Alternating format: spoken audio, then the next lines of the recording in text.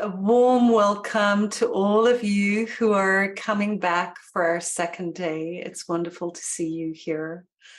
And this is just the beginning of our journey together. We're very excited to be with you.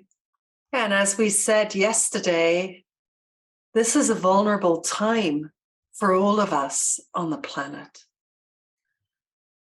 And today, at the official opening and the welcoming of 120 world leaders to the conference space in Sharm el-Sheikh, Egypt, UN General Secretary Antonio Guterres said that our planet is fast approaching tipping points that will make climate chaos irreversible. Now, maybe just notice even how that one sentence lands in you. Our planet is fast approaching tipping points that will make climate chaos irreversible. We are on a highway towards climate hell with our foot still on the accelerator. And Scott, you're not muted yet. If you could just please mute yourself, that would be helpful. Thank you.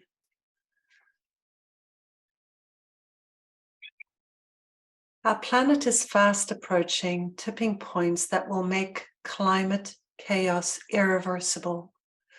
We are on a highway towards climate hell with our foot still on the accelerator. Humanity has a choice: cooperate or perish. It is either a climate solidarity pact or a collective suicide pact. Those are strong words coming from the heart of the UN. And I think all of us notice that it's hard to hear them. And at the same time, at the moment, what a lot of the first comments were about was about money.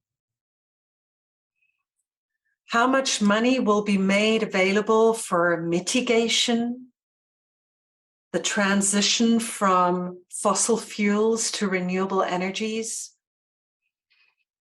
especially in the global south or really in countries around the world? How much money will be made available for adaptation, building, flood protection, more solid housing?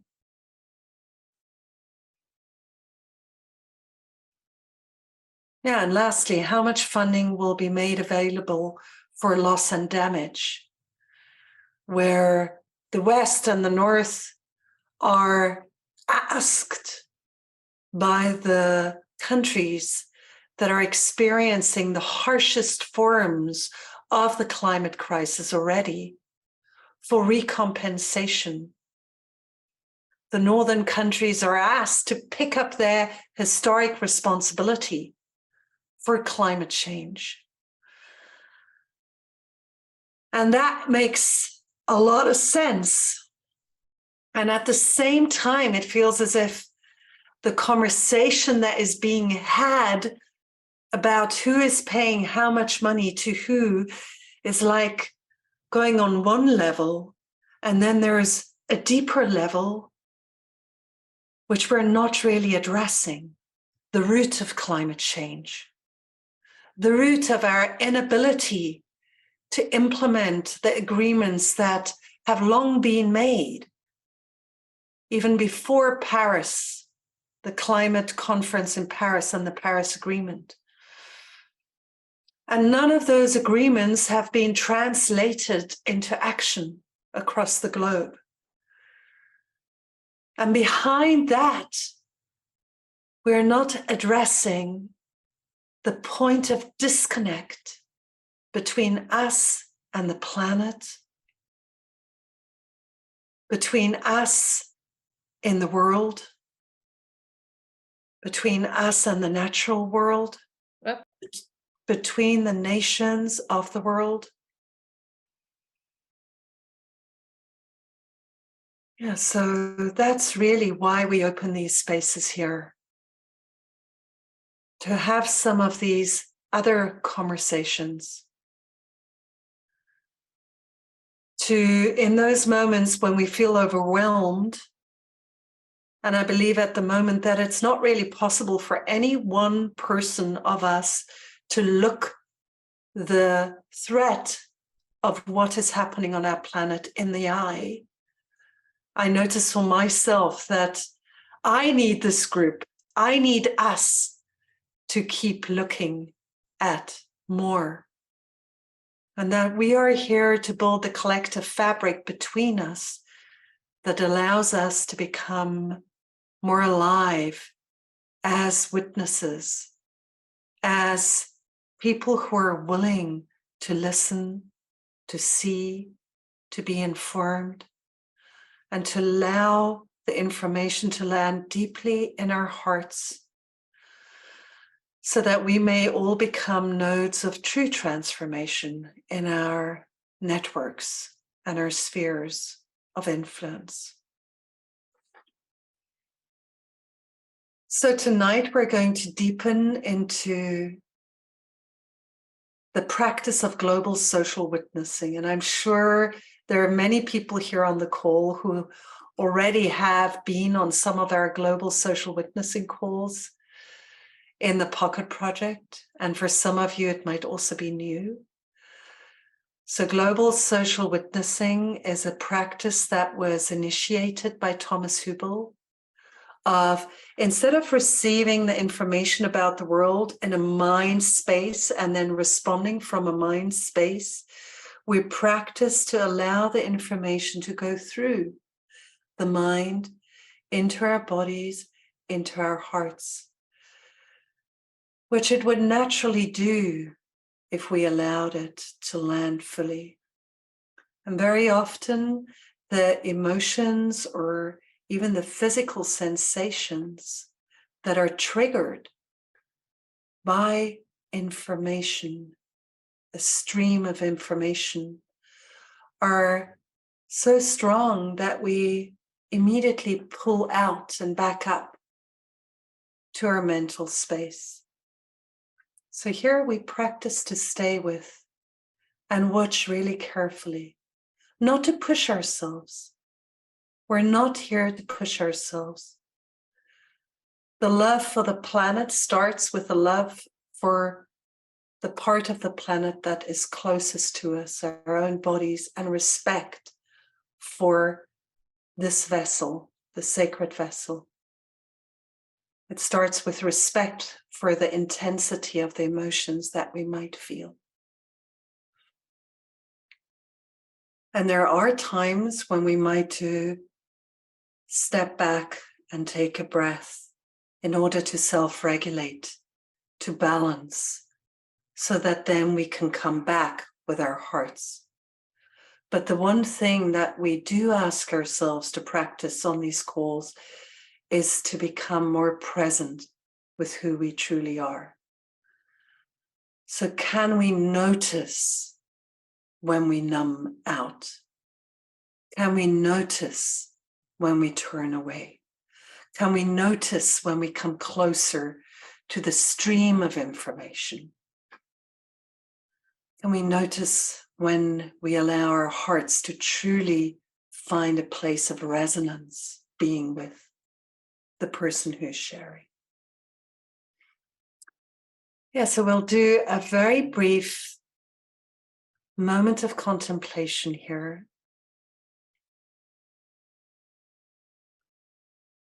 Right now, just taking a few deep breaths.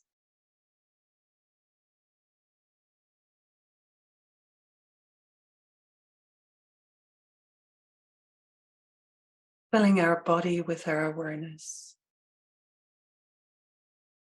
Maybe using our breath to land more deeply. Feeling the flow of energy through our bodies.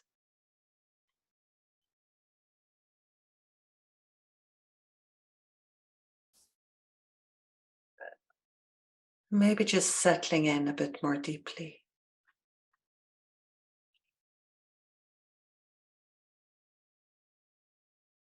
And also welcoming our emotions in this moment.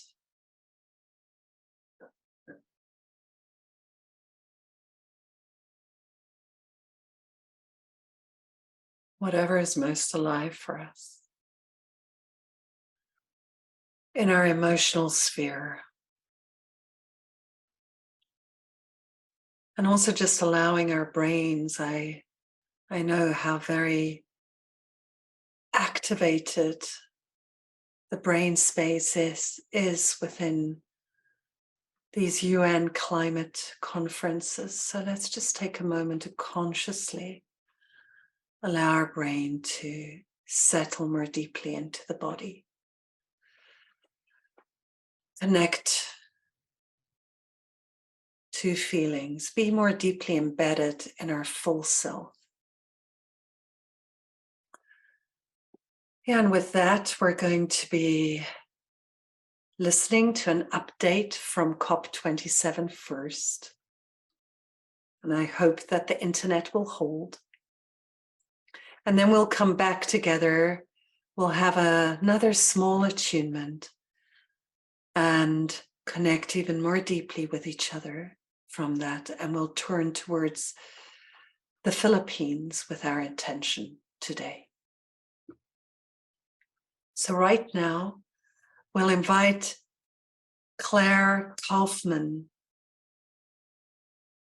who's a master's in public affairs student at Princeton University, focused on international climate policy. Sunita Amba called yesterday for more young voices, young, mature, adult voices. So we have Claire with us today. Her prior roles includes being the sustainability policy advisor for the former mayor of Tucson, Arizona. And Claire is passionate about equitable climate mitigation, renewable energy, international environmental justice, and sustainable cities. And she'll give us just a 10-minute update about her first day at COP27 in Egypt. And it's also the first UN COP conference that she's ever been at. So over to you, Claire. Thank you so much. And it is very nice to be here and see all of your faces. Yeah, as Kausha said, I'm a graduate student at Princeton. Whatever I say, it doesn't represent what Princeton thinks. I have to say that. But I come from working in local spaces. So I worked in the Southwest of the US. I love the desert. I've worked in local government. I worked on water issues, heat stress, a lot of things that you could see how it impacts people around you. I also worked on biodiversity issues. So working with the animals of the desert and how their environment is changing. And I've also always worked on activism as well. I really believe strongly in the grassroots action and government action. And I've always been fascinated by COP and international relations. And so getting to come is really a dream. I came back to school to learn about international climate issues, and what happens at COP or what doesn't happen at COP impacts everyone, everywhere. So today was the World Leaders Summit. If as not a world leader, it's pretty closed off to all observer NGOs.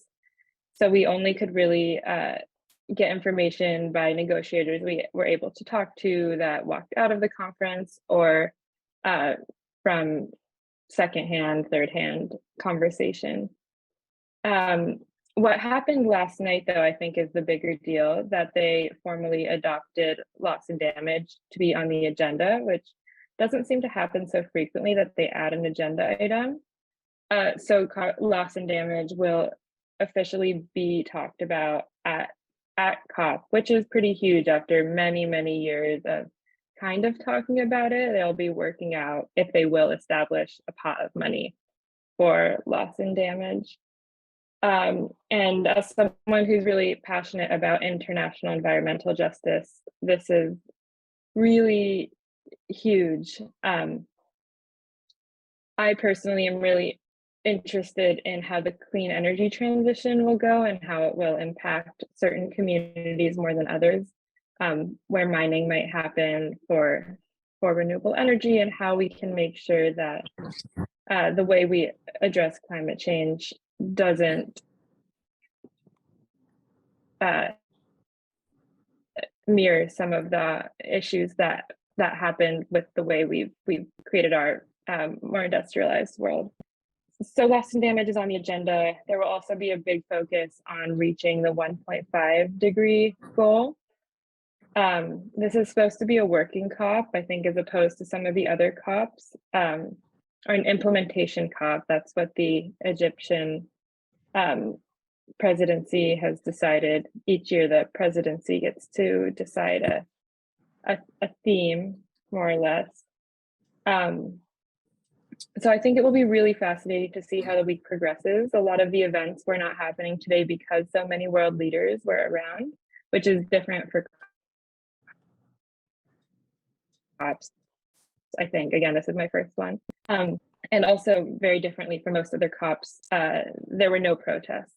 There was a tiny, there's a tiny protest area carved out. There's no one there. It's very far, and it's hot.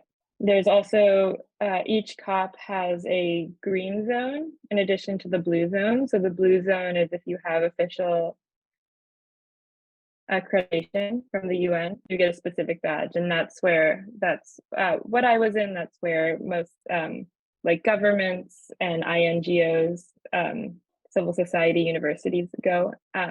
But then there's the green zone where people without official accreditation or a different type of accreditation can go. That also hasn't really started yet, again, differently from other COPs, and it's physically quite separate from where the blue zone is. So if you're a world leader at the blue zone, it's a little challenging to get over to the green zone. You have to really, really make an effort. And so I think all of those dynamics are really important and different for this COP versus other COPs, at least from what I've read and what I've heard from other people, and will play into what happens to COP and also the reaction to COP as well. Yeah, I think those are some of the main points. I would say also just like the energy is really palpable. I've never been in a place with so many people who are passionate about similar things. It's really, really exciting and interesting. And I had a lot of very random conversations. There's something in common with almost everyone. And just a fascinating experience to be in this place where so many people get together to try to solve a global issue. And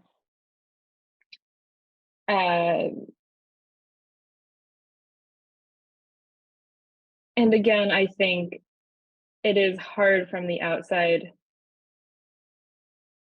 even from the outside as an observer organization, to understand what's really happening in the negotiations.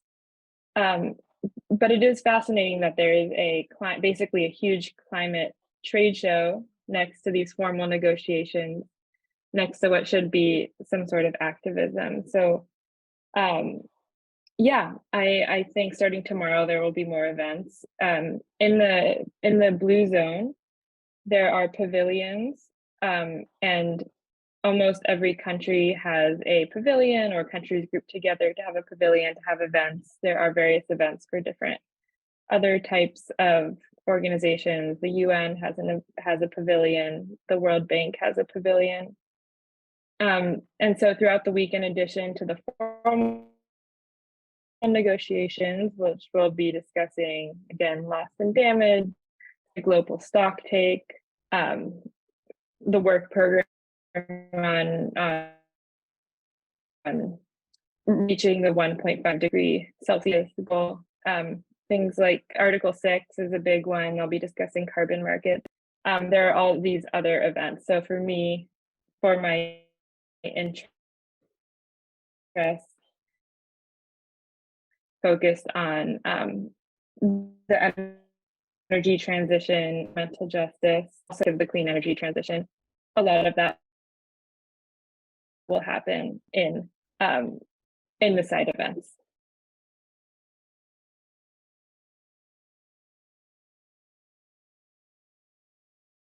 That's great. Thank you so much, Claire. You were just breaking up a bit more, so I thought I'd just come online and join you. But I think we could catch just about everything you said so far. And I really feel touched somehow to be reminded of this memory of how many well-meaning people there are at COP. And the sense of anyone you speak to, there is an interesting conversation to be had, and there is mutuality of intention that comes up, and there's something that is incredibly touching about that, right? Yeah. It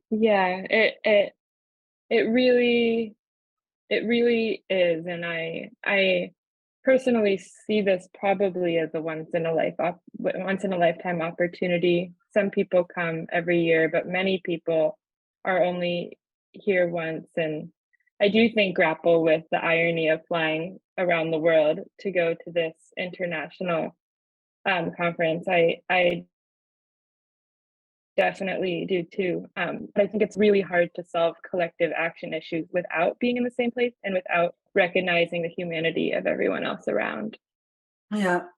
Yeah, and there is something about hearing the voices and feeling the people in the same space, which has a strong binding effect, definitely. Yeah.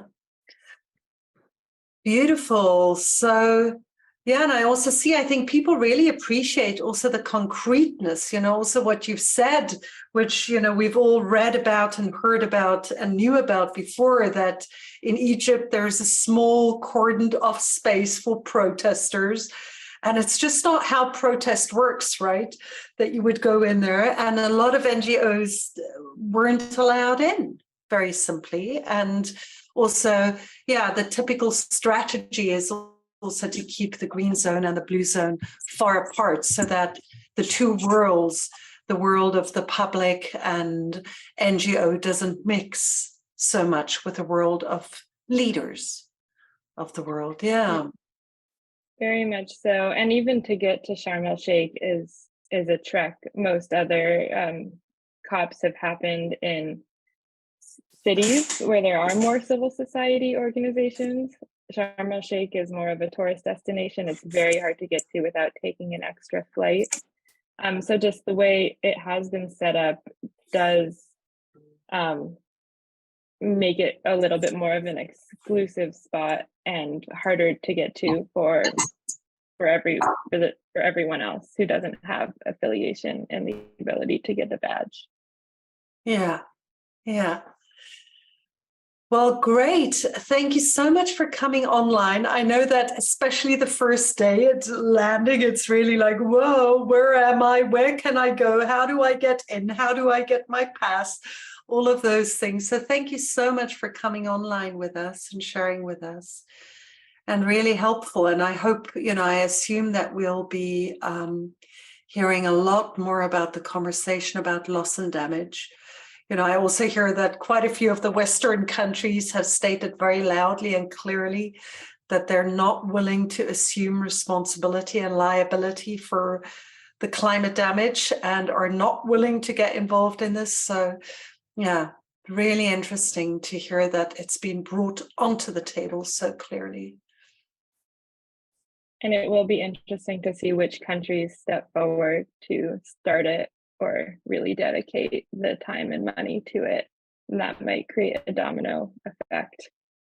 Yeah. Let's see. But thank you so much for having me. Thank you all for being here. This is I love this organization. Very cool. Yeah, wonderful. So we look forward to maybe seeing you again sometime, Claire, and lovely to connect to you. Thank you. And maybe we could just take a moment to bless you in your work at COP and for your time, that you may be, effective and strong and inspired and take away lots of seeds for future growth and exploration. Thank you so much.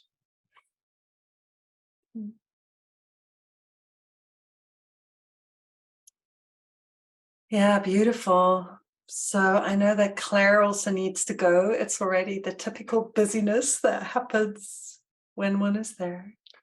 So thank you for being here. And let's just take a moment to notice how the sharing, and we could also feel, that the internet wasn't so strong, which I remember Anna and I had a lot of issues with last year in Glasgow, at the COP in Glasgow. So just noticing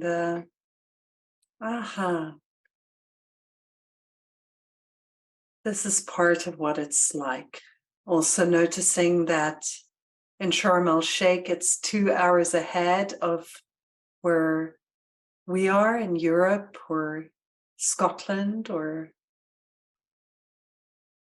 and just taking a moment to notice how it lands.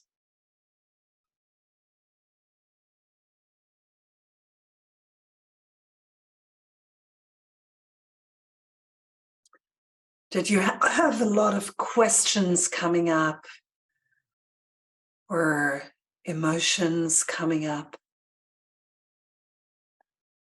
How deeply could this information land in your body?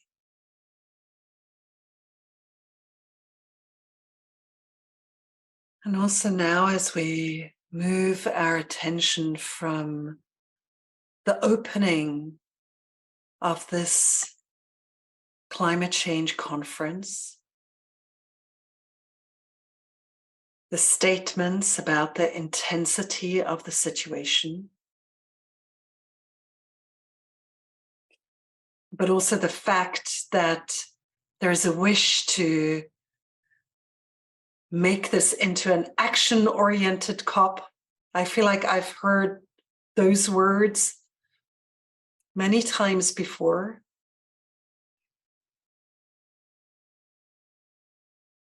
Yeah, and the fact that loss and damages is put on the table. And we hear that just before we're going to listen to Sarah, where loss and damages are a regular occurrence. And it actually translates to lives and livelihoods and whole communities being swept away by typhoons, by floods.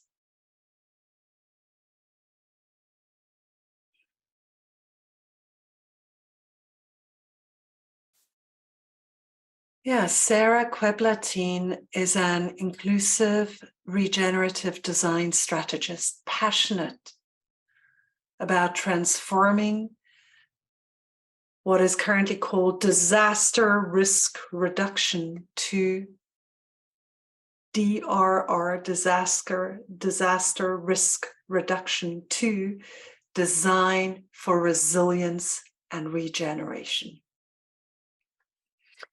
Sarah has a background in mental health, but also in art, and she applies a trauma-informed understanding of regenerative resilience to her work with climate and conflict vulnerable communities. She founded an initiative called Green Relief in the Philippines, which is one of the most climate vulnerable countries in the world, and works with regenerative solutions around food sovereignty, livelihood, ecosystem restoration, and social safety nets. And before we give the floor to you, Sarah, I would just invite us to take a moment to connect more deeply to our social fabric here. So as we go into a space where Sarah will be sharing in her way about the situation in the Philippines, inviting us in to her world,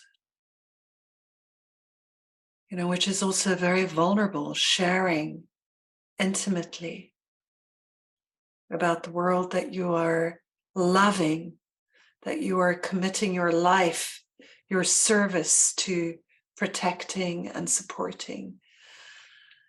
And let's just make sure as we feel our own bodies and feel our own hearts, that we also become very conscious of the collective vessel that we create here, by taking a moment of feeling each other in our presence here. And again, like yesterday, you might just take a moment to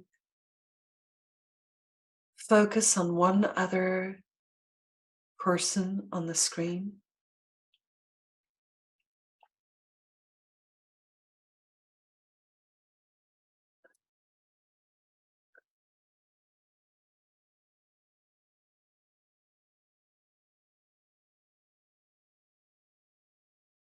And just see whether you can focus more deeply. So going to the gallery view, whether you can focus more deeply on one other person.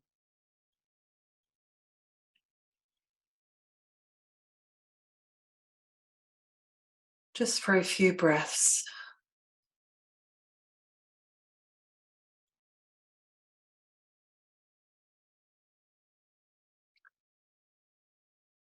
And as we allow this other person to become more present in us, it's as if we grow our interior world to encompass the other person. It might even feel as if your energy body is expanding a bit.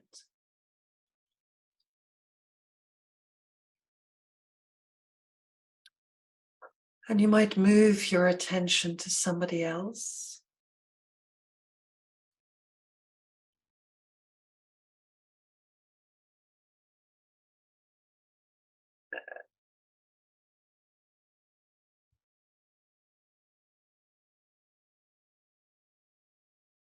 And again, just see, you might want to deepen your breath to enable you even to allow your nervous system to be aware of your own self, and at the same time open a space to become aware of the other person.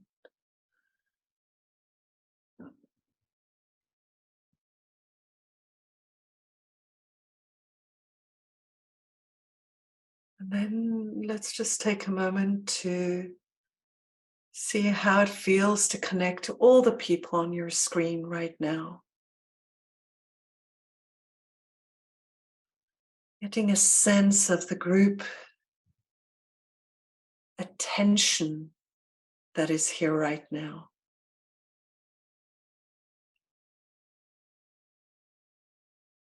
How the deepened attention that we're practicing creates a space of co-regulation between us.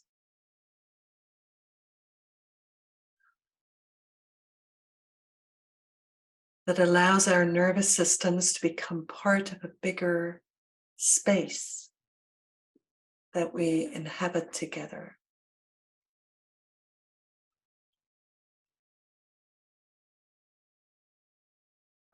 And let's see whether, while Sarah speaks and shares, whether you can not only be with Sarah, but also be with yourself, and at times also be with a group.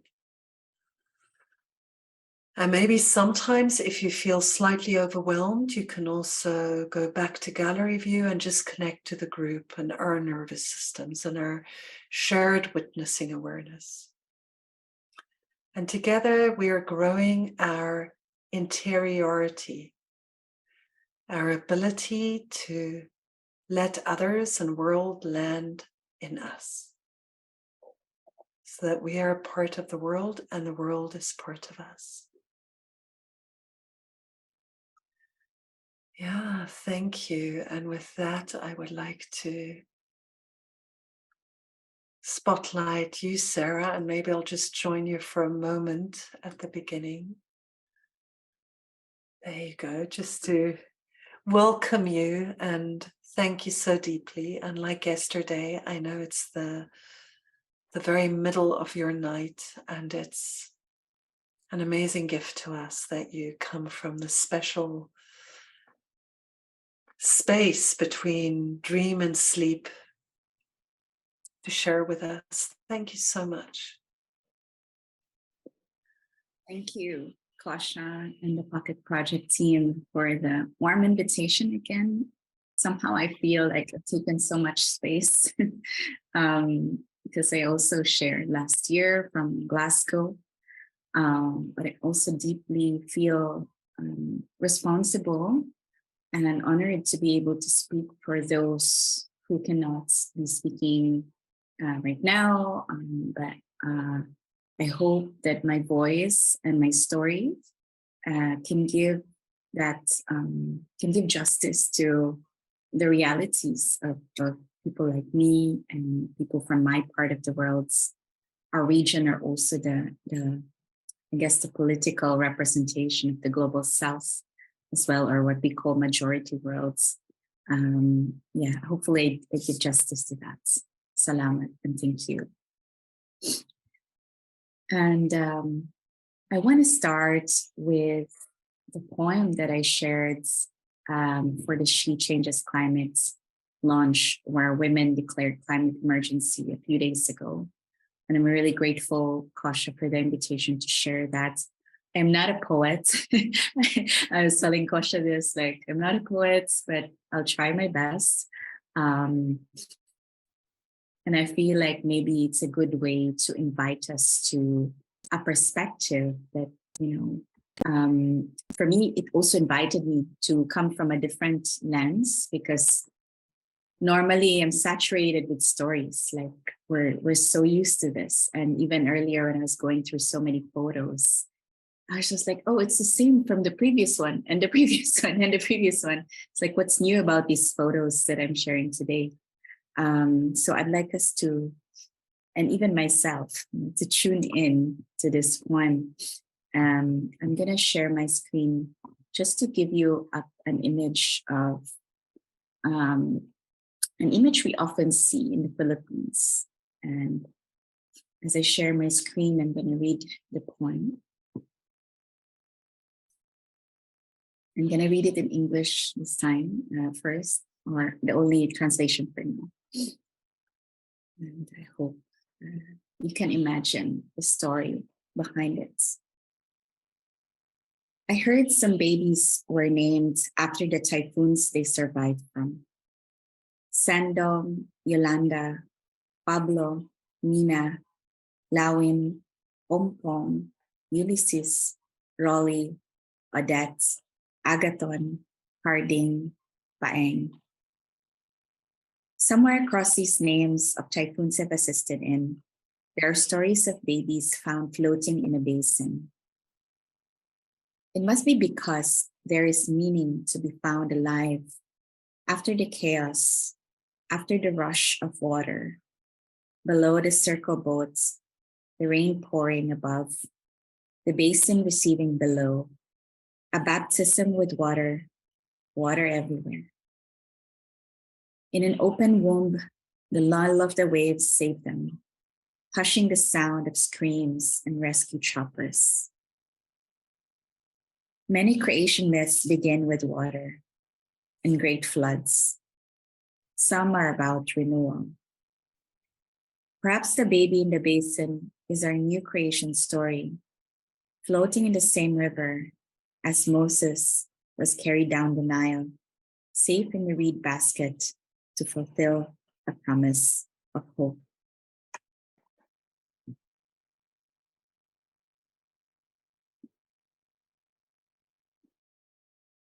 A good friend of mine, Larlene, from the One Resilient Earth project, she's pointed out this baby so cute at first. And then you realize, like it is surrounded by water. It's like there's an impact there with this, at first you're kind of just focused on the beauty of it and the stillness and peacefulness. But then as you expand your perspective, you understand that this baby is being held by the chaos, and there's a certain order or a certain sense of peace that this image carries for me, at least. But at the same time, I shared about Moses in the River Nile because it's such a similar story of being placed into safety, and thinking about the Nile River and the COP27 happening in Egypt there right now. So just wanting to invite you to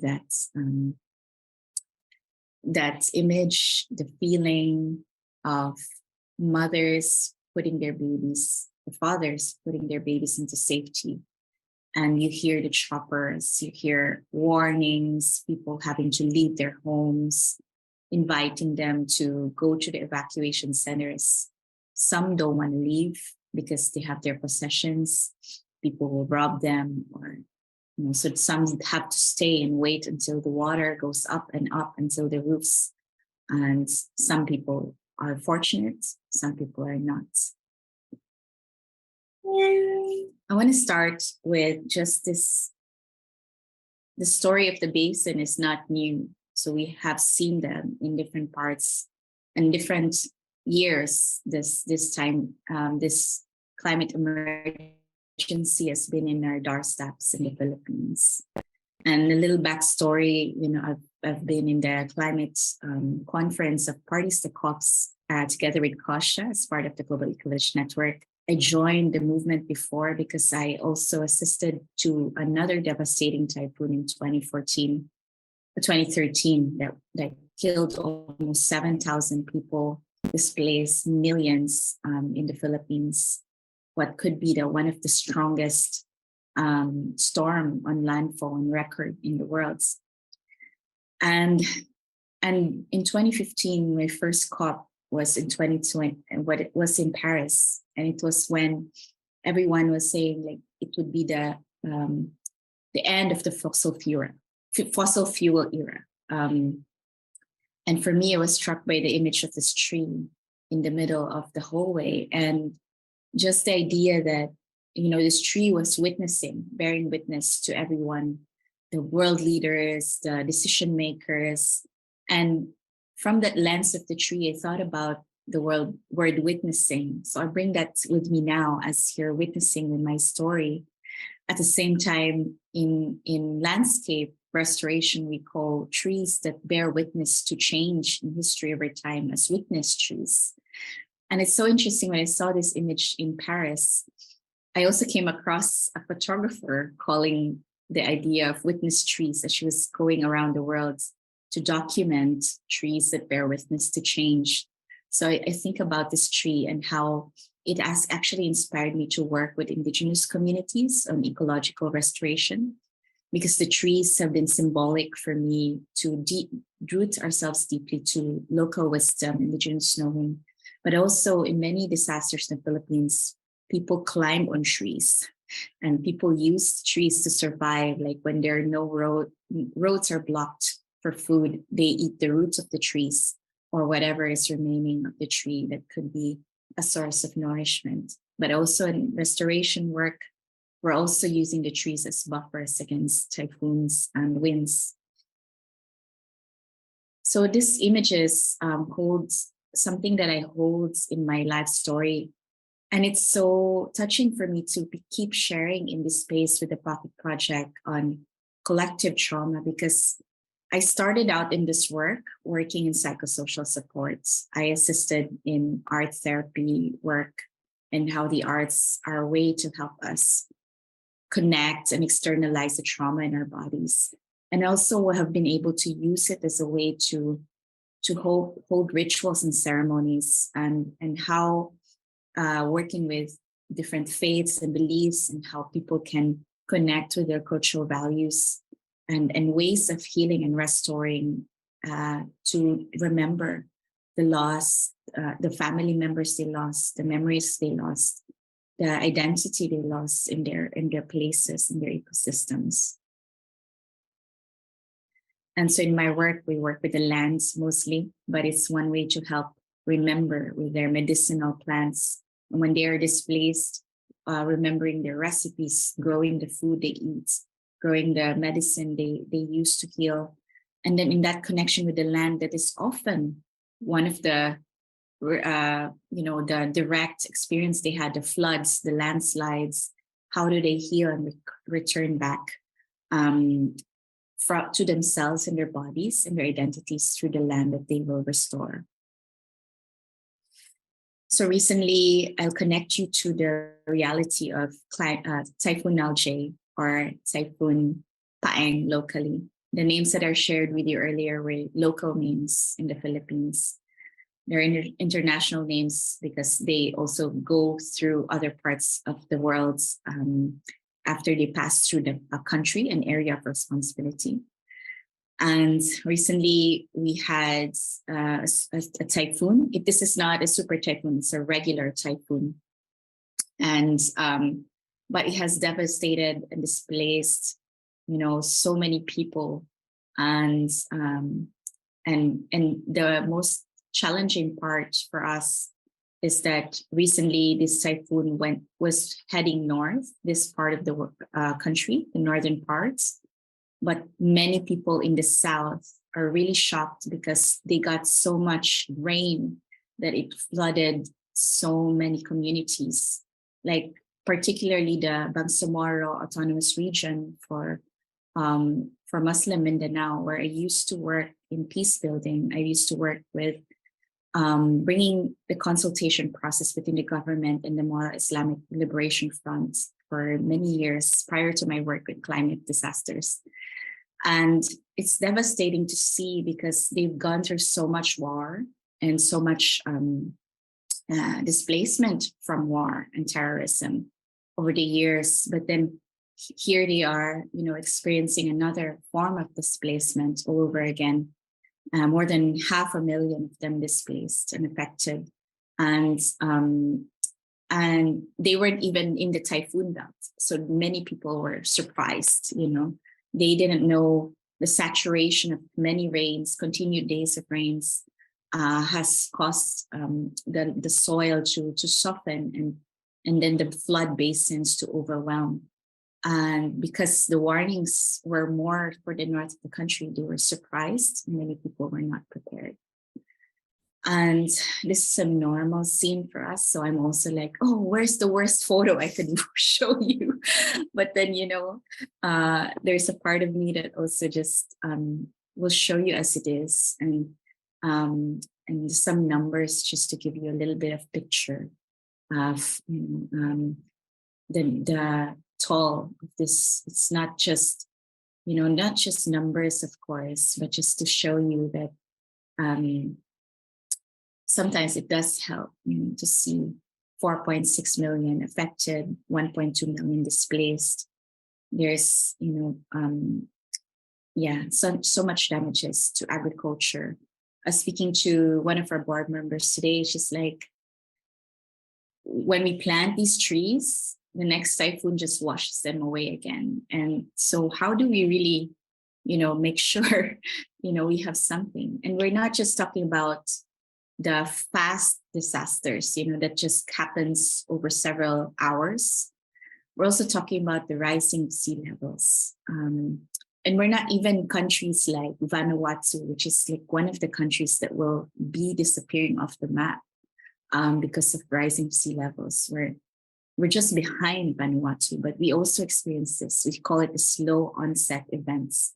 Like here, I was just 2 months ago, I was part of a loss and damage workshop for Southeast Asia, where we helped define what is loss and damage in the region. And we're also defining that there's not just the devastating typhoons that come up like overnight, but the slow rising of water. In this island, like next to my island, we went to this island where during the high tide, the water really rises and people just can't, they're coping by building second floor houses. They can't leave because their relocation sites are not equipped enough for our livelihoods to be ready for them. So some still stay here. And the water, classrooms are are underwater, and people go through the islands with their boats when the tides are high. I interviewed one person with disability, and he said that when he was 10 years ago, the water was just by his mid calf, your leg, the calf, middle calf. Now the water is now by their thighs, and so that's 10 years ago. And recently they were also devastated by Typhoon Odette or Typhoon Rai. So it's not just that they're facing the radical, like, overnight category 1 to category 5 change of disasters. So these are just realities we're facing. I want to pause for a bit there and just look at you, and just before I go through some climate facts, and I wanted to share a little bit of a global scenario, because what's happening to us is not just, something that we are experiencing or will be continue to experiencing, but a lot of us in the world. So I'm just pausing there because what I shared is a lot of images and stories, and inviting us to just feel whatever emotions, we're feeling. And I'm sharing to you from the front lines, basically. Like, I'm not even in the front lines, but just as a country that is, experiencing this over time. Before even climate grief was coined, we've been experiencing a lot of climate grief for several years. And just to invite us to that feeling. And I'm going to go back just to show you the facts, because we're talking about 1.5 degrees in the climate talks. But in reality, we're here in 1.2. But the optimistic scenario where the agreements people are prior to COP27, so hopefully this might change, but as of 2021, the optimistic scenario we're doing with everyone's commitments is we will go beyond 1.5 and we will meet around 1.8. So that's the optimistic scenario. We all implement all our country commitments. And the pledges and targets we're looking at is really here. It's 2.1. So just even that. And I want to show you, because I don't want to scare you, but just maybe for us, this really impacted me a lot. And this is also why I'm a little bit in a climate grief experience, because we will be one of the countries who will be experiencing this much faster and much intensively earlier than others. And when we reach 1.5, the major rise rates will suffer. And when in 2 degrees, it already falls rapidly. And in 3 degrees, that's extinction level. And in water, we will be experiencing, and we are already experiencing it, especially in the global north, experiencing it in where there's a lot of forest fires and droughts, in dry lands, water shortages, and in 2 degrees, that is severe water shortages for many part of the world. And then the glaciers will disappear, 3 degrees. This was devastating for me because I live in a country, an archipelagic country with lots of marine life. So we depend a lot on seafood. And many fisher folks depend on it. I was just in an island with fishermen who have lost 80% of their livelihoods after just one recent typhoon. And they had to rebuild completely from scratch their boats, their houses. And it's during my birthday last September, I dove for the first time. I used to live in an island, but I've never gone diving. So I dove for the first time, just realizing that, in 1.5 degrees, that's 9 out of 10 of these reefs will be degraded, and at 2 degrees, they will disappear. What that means to us, I don't really know, because that means no food for us in our part of the world. And that collapse will happen in all parts of the world that have marine life, that are, and then it's not just us, it will be many parts. And to think about loss and damage from the lens of many of the poorest countries, our impact is so small compared to the richest 1% and the 10%, and even the middle 40%. Emissions that are caused not just from the Philippines, many global South nations in Africa. So you can see the inequality and how many of us at the COP27 are pushing for loss and damage, financing, reparations, really, acknowledgement, not just financing, but just that recognition, that it is in a way a big responsibility of historical emissions. And as Sunita was sharing earlier, yesterday during the launch, is to look at the systemic colonialism heritage that it also has a contribution to, and how modern day forms of kind of colonization and dominance of economic trade and capitalisms also resulted in this. And I'd like to spotlight what loss and damage means. There are strong studies already on economic losses, but there's so few acknowledgement of non-economic losses, and that involves lives. As you can see here, how we measure non-economic is life, health, mobility, territory, heritage, indigenous knowledge, identity, and biodiversity and ecosystem services.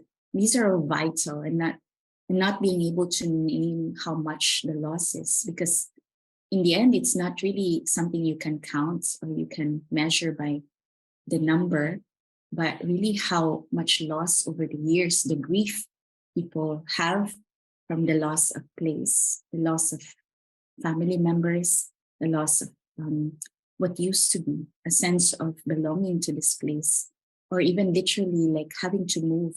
And we've seen that, of course, that many of the wars now will not just be about identity and power, but also about resources. And we have to think about that. So I'd stop there for a bit as well, just to invite us to, because from the Philippines, I invited you to probably an experience that can be shared more by you, especially because it is already impacting some of you too in your parts of the world. And just to kind of pause there for a bit and feel that together. And I don't know how much time I have, and I'll probably share a little bit about what we're doing about social safety nets and documenting loss and damage. And Kosha, do guide me how much time I have, and I'll close with that. So, yeah. Oh, Sarah, I really very much appreciate that you're taking time and have the space that we can really listen deeply. Yeah, and I, since you're going to be shifting also to, I think it's great what you just did to invite us to be with us, because as you show these graphs, it brings us very close to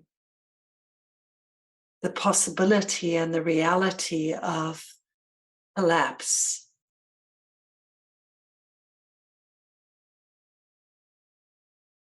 And also, I think for many of us from the West, this, if 11% of the world are responsible for 52% of the emissions at the moment. And how close, who of us is in that 11%, or are we part of that 11%, And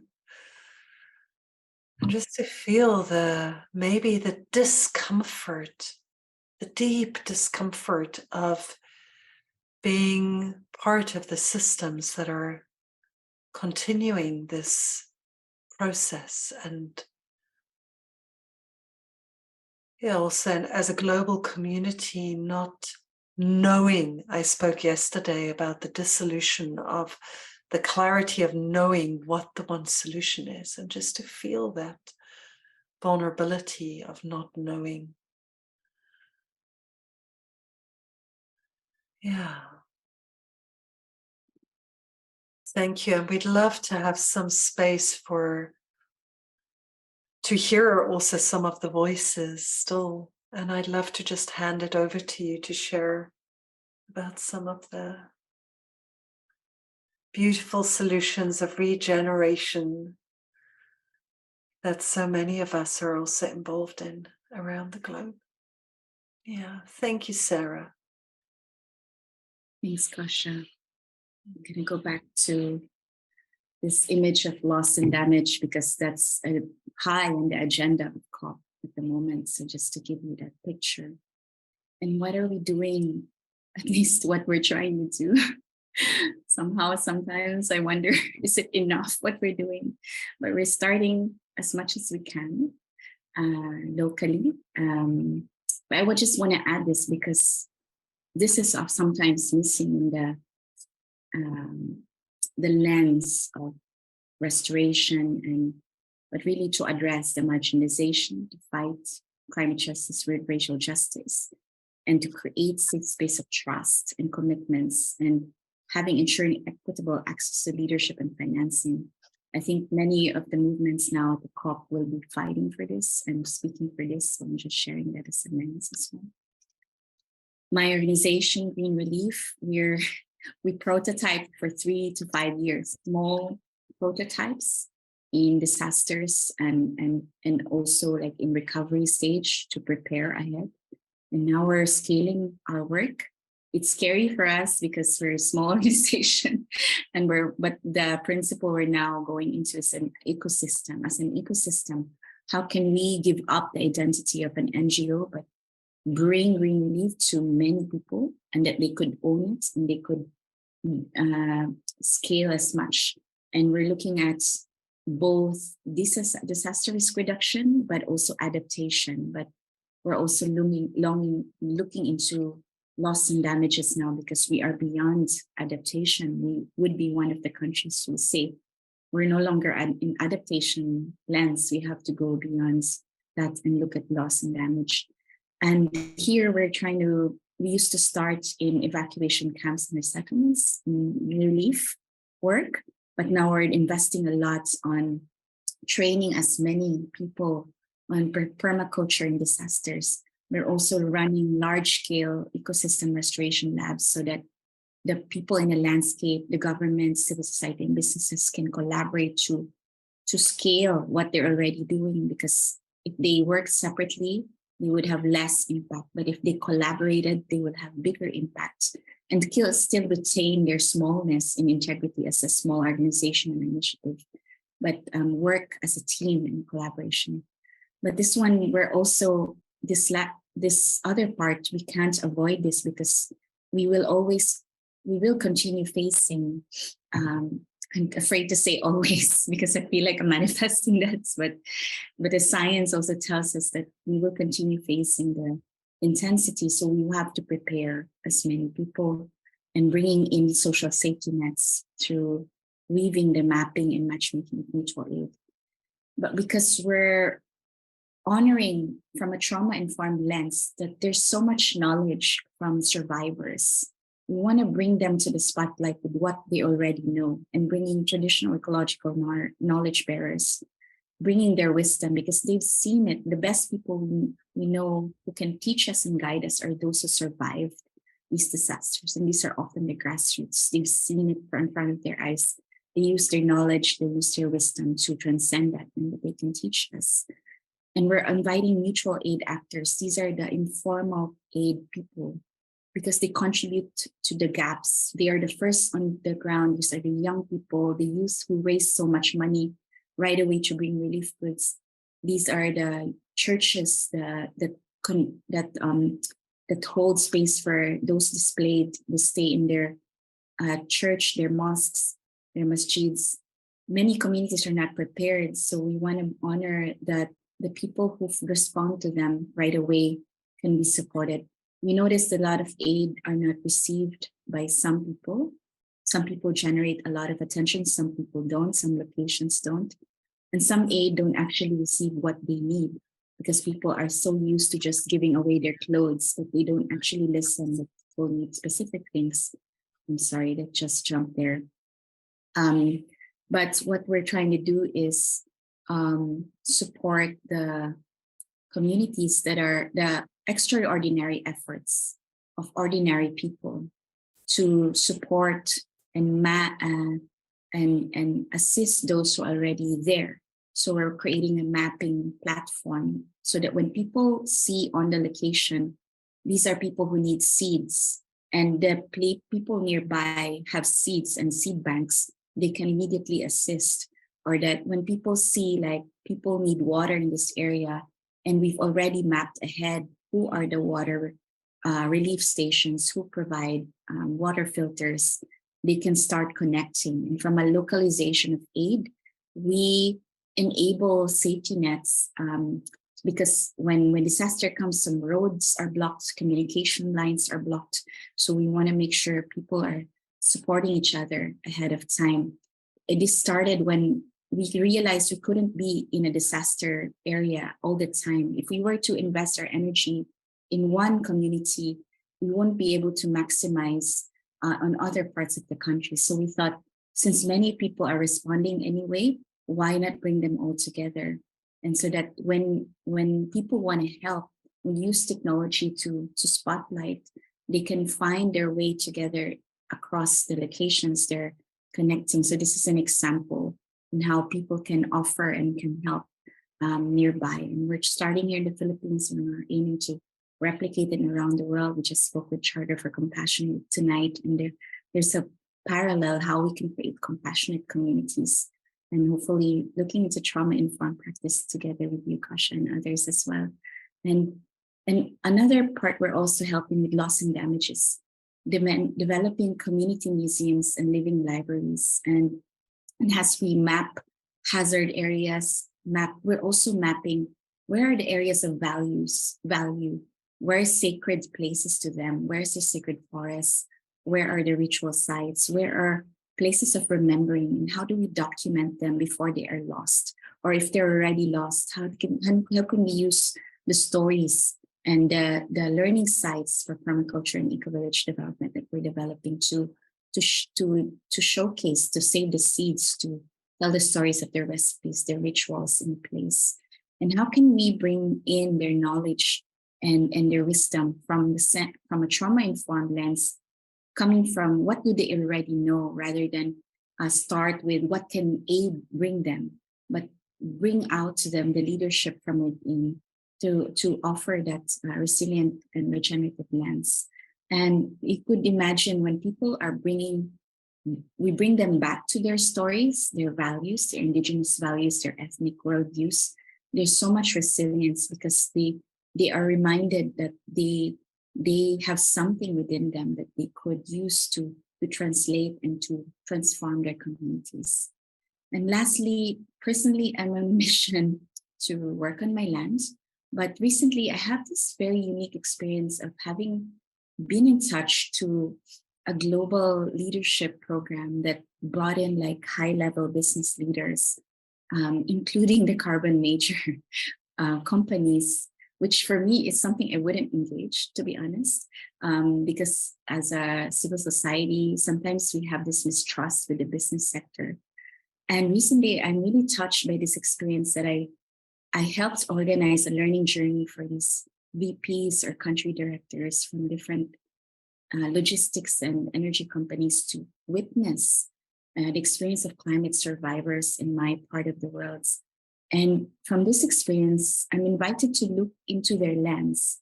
And I sat in one of the dinners I organized where farmers showcase their biodiversity and heritage crops in a restaurant and in a 4-course meal, and chefs highlighting the impact of regenerative food systems and how we should honor and acknowledge the heritage crops we have, because they're very much at risk of climate change.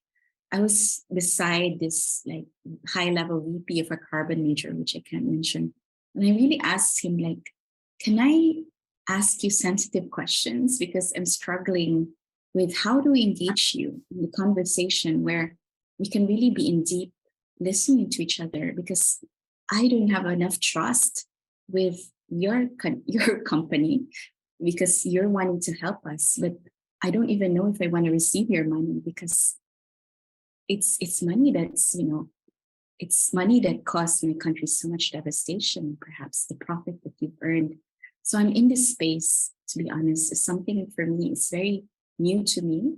And I want to close with that, because I want to invite as well, maybe I can also learn from some people who've created these safe spaces of vulnerability and honesty, especially for how we address polarization in our work. And this is something that I'm also listening with myself. How can we create this safe space where I won't feel, if we receive this kind of money, or kind of, allying with the people who caused this devastation, how can we invite them to go deeply into that witnessing with themselves and with us, and to be able to communicate safely our challenges? Because for one, our country sued this company for climate justice. So I'm also like in this space of navigating this discomfort and uncomfortable feelings of and a space of climate conversation. I'm not in the COP right now, because I'm creating these spaces of remembering my country, preparing my country ahead for the next super typhoon to come, which will come in the next month or two, which we normally have. But I have this rich opportunity to look at the different kind of conferencing probably in the boardroom, or in this backdoor conversation, to influence those in the 1% or 10%. I don't know which percent they are, but those who can influence the biggest contributors of carbon and emissions. So I'm listening deeply to that. I don't have the answers to that, and I'm sharing that honestly here. And just to share my experience, inviting you to bear witness with me. I'm happy to listen and discover with you too. So I think I'd close with that, and inviting you to also connect deeper to your own discomforts, probably from what I've shared as well, and uncertainty you're also experiencing where you are, and connecting with you from that space of our shared fears and shared hopes together. So taking a deep breath for myself and hopefully with you, I'm going to close with that. And thank you for witnessing with me. Thank you, Kasha. I'm bringing back to you this space.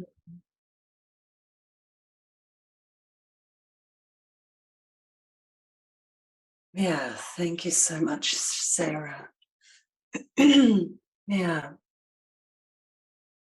I think there's several places where you lead us to the places where there are deep, deep, deep questions that lead us to the depth of what does it mean to be alive, to be a human that cares.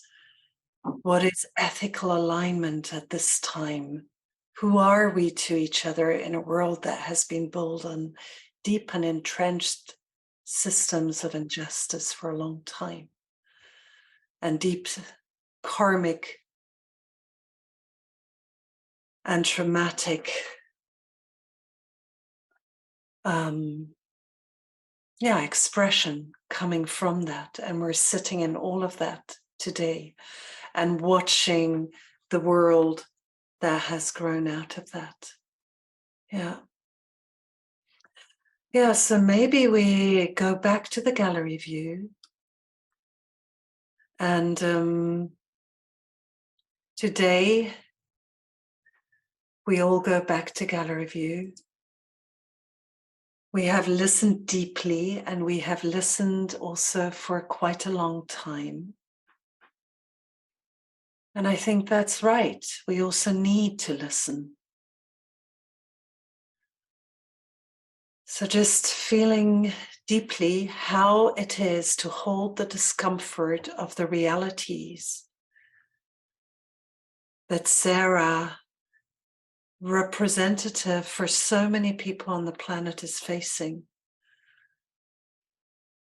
Whether it's floods or fires or melting of the glaciers, which leads to droughts, lack of fresh water.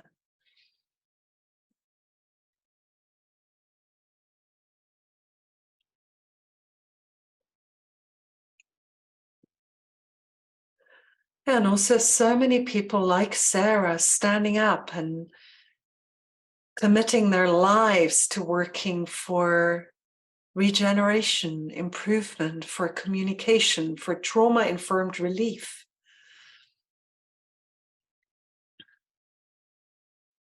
And it's beautiful to just see your writing in the chat, to hear from you. And also, I would love to invite a few of you who feel called, and we'd like to have like 1 minute sharings, if possible, to hear a few voices, just a sentence or a word of what is alive in you right now. And if you would be willing to give voice, you can just raise your hand in the bottom of the screen. Yeah, and I would just like to add with a huge gratitude to you, Sarah. Maybe we could just spotlight Sarah just for a moment, if that's okay. Just in silence, Sarah, but that we just send our gratitude to you again. We did that yesterday. And just to say from my side, you know, this is the third time that in this Pocket Project environment, we listen to you. And I can feel that there is a deepening of relationship each time. And that your words land more deeply, but also it feels as if the we space between us is growing. Yes. And I'm really grateful. Really, again, I'm not so comfortable being spotlighted all the time, but I really feel that over time, also with the invitations, Kausha, that also the spaces, I'm growing into sharing from a vulnerable space. I think it's very hard for me to be in a place where I cannot not be vulnerable. And that's really hard for me. And to be in a safe space like this, to be held, and I feel so honored because I think I shared in the quotes yesterday that you captured and shared with us at the opening, you shared about maybe we don't need more climate ambition. We've heard climate ambition several times. And as you've seen in the numbers, our climate ambition may not even make it. But maybe what we need is to be climate vulnerable. Like, what can my part of the world gift to you, that part of the world, the decision makers or the people who have influence? Maybe the invitation is to be vulnerable and so that we can meet our ambitions better. So you also said about going deep yesterday. It's not about how much we can do, but how deep can we go? And this is where we feel these spaces you're creating with the witnessing.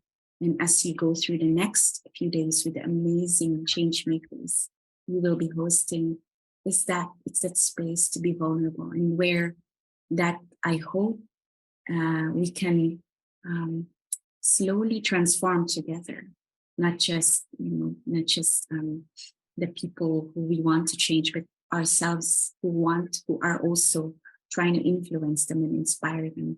There's also change in me happening as I go through these stories. So I cannot express enough the gratitude. And again, I hope my voice is not just mine, but speaks for so many. And you have heard them and seen them and witnessed them through me. Thank you.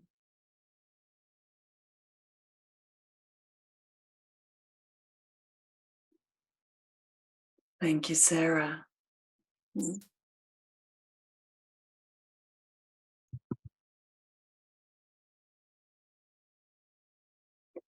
Yeah, and with that, we come to the end of our call today.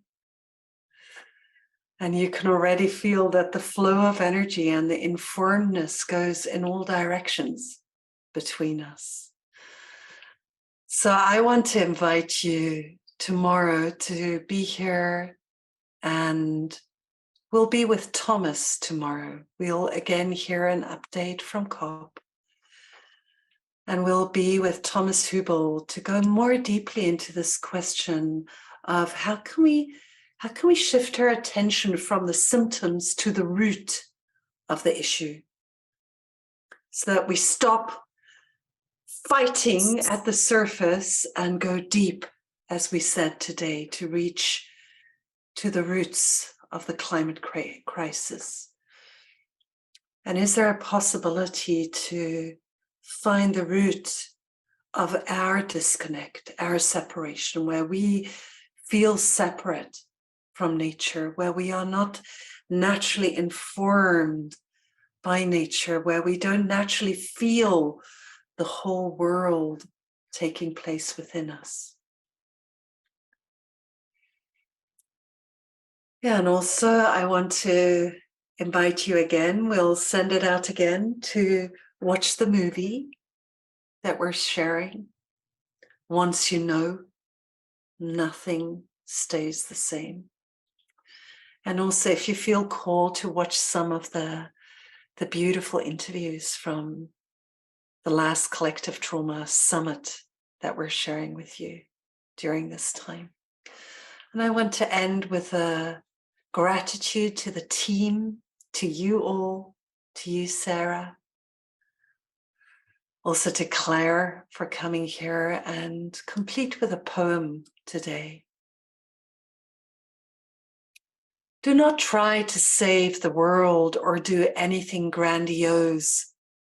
Instead, create a clearing in the dense forest of your life and wait there patiently until the song that is your life falls into your own cupped hands.